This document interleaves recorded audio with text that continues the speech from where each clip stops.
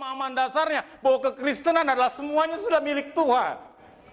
Kalau kita punya kehidupan, punya mental yang demikian, Bapak Ibu, apa masalah yang bisa mengalahkan kita sih? Susah senang, apa yang Alkitab katakan? Paulus menjadi bukti daripada kebenaran firman dalam perjalanan dia, penginjilan dia. Di tengah laut dia karam, tetapi meskipun dengan demikian hampir mati, dia tetap berkata, Tuhan baik. Bukankah kekristenan itu harusnya menjadi demikian dalam kehidupan kita? Kalau kita sudah mengerti bahwa keselamatan udah segala-galanya buat kita, apalagi yang mau perlu kita minta sama Tuhan? Halo? Apa yang kita minta itu tidak akan pernah bisa dibandingkan dengan apa yang Bapa beri. Dengan kata lain, kalau kita tahu kebenaran ini, kalau kita berserah dengan yakin penuh bahwa Bapa pelihara sempurna, jauh dari apa yang kita bisa pikirkan, apa yang bisa kita harapkan, kita adalah orang-orang yang merdeka, terus berjalan dalam kebenaran tanpa menuntut sesuatu kepada Tuhan.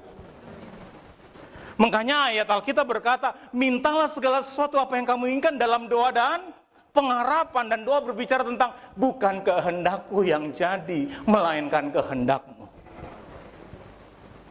Ini kekristenan yang harus kita pahami betul, yang harus kita tanamkan betul dalam kehidupan iman kita, sehingga apa yang kita buat dalam setiap kehidupan, gerak-gerik hidup kita, kita ujung-ujungnya menyerahkannya kepada kehendak Bapa.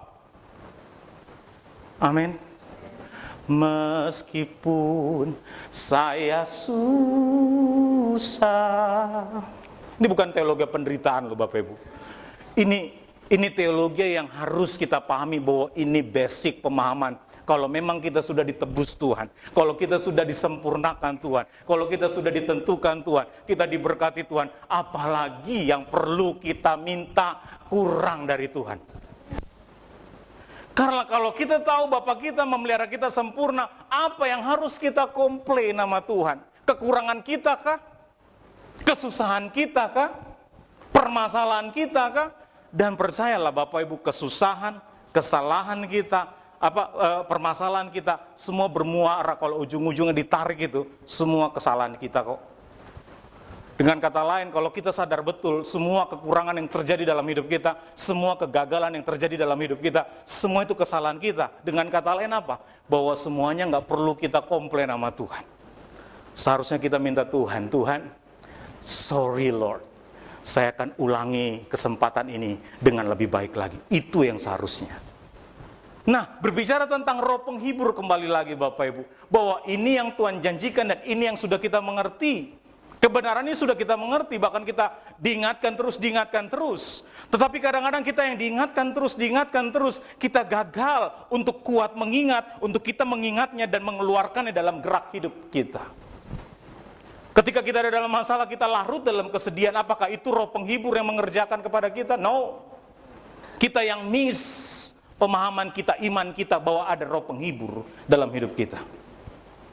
Dalam bahasa Yunani ditulis parakletos, dengan Roh Kudus yang menyertai kita dan juga menjamin hidup kita dalam perjalanan kita menuju kekekalan. Yes, 2 Korintus 1 ayat 21 dan 22 berkata, Roh Kudus itu jaminan Bapak Ibu. Makanya tergenapi apa yang Tuhan Yesus katakan, aku menyertai engkau sampai kesudahan zaman. Dengan kata lain, Yesus terangkat ke sorga secara harafiah. Yesus nggak bisa kita lihat, tetapi penyertaannya tetap terjadi dalam hidup kita. Tepuk tangan dong sama Tuhan. Iya gak sih? Sehingga kekristenan kita adalah kekristenan yang berjalan terus maju meskipun mencucurkan air mata, berjalan terus maju meskipun kita melihat badai, meskipun kita melihat tantangan, kita terus maju. Kenapa? Ada roh yang menyertai kita, yang menghibur, yang menolong, bahkan berkuasa juga dalam hidup kita untuk menyatakan mujizatnya. Haleluya. Karena dengan Roh Kudus itu Bapak Ibu, yang itu sebagai penghibur yang Tuhan janjikan, dan ini terjadi bagi setiap. Kenapa ada Roh Kudus dalam hidup kita? Karena kita telah ditentukan Tuhan, dipilih Tuhan. Dan orang yang ditentukan Tuhan, dipilih Tuhan, pasti diberikan rohnya. Apa yang Lukas 11 katakan, Bapa jauh lebih daripada bapa yang jahat di dunia. Amin. Wow. Jadi ini yang mengingatkan saya bahwa saya nggak boleh mematikan Roh Kudus. Loh, kok mematikan Roh Kudus? Sederhana. Roh Kudus selalu ada. Katakan amin. Tapi sorry, saya harus bilang ini, Roh Kudus nggak selamanya juga bekerja. Kenapa Pak? Sederhana saja, kalau kita hidup dan dikuasai daging, nggak mungkin Roh Kudus bekerja. Ketika kita memutuskan sesuatu dalam hidup kita untuk memuaskan kedagingan kita, Roh Kudus nggak akan bisa bekerja. Makanya ada ayat yang berkata, jangan mendukakan Roh Kudus.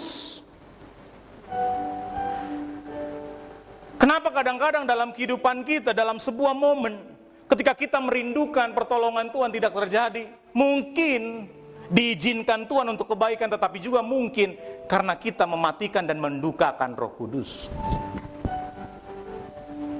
Kalau Roh Kudus itu menghibur, Roh Kudus itu penghibur yang harus mengconvert kita, membuat kita bersuka cita, membuat kita tetap bertahan dalam kesusahan. Seharusnya Roh Kudus itu mengambil peran sepenuhnya dalam hidup kita. Kenapa? Karena itu mengerjakan kebaikan. Tetapi pertanyaan sampai saat ini, apakah itu kebenaran yang harus kita hidupi, yang terus kita hidupi? Belum tentu sepertinya. Karena ketika kita menghidupi dan memutuskan, kita memilih untuk memuaskan kedagingan kita daripada melembutkan hati, dipimpin dalam Roh Kudus, saya percaya Roh Kudus tidak bekerja. Memang tiada yang mustahil seperti yang lagu tadi katakan. Tiada yang mustahil dan tiada yang sukar bila Roh Allah turut bekerja. Tapi sorry, saya coba penggal di situ lagunya. Apakah benar kehidupan kita dituntun oleh Roh Kudus?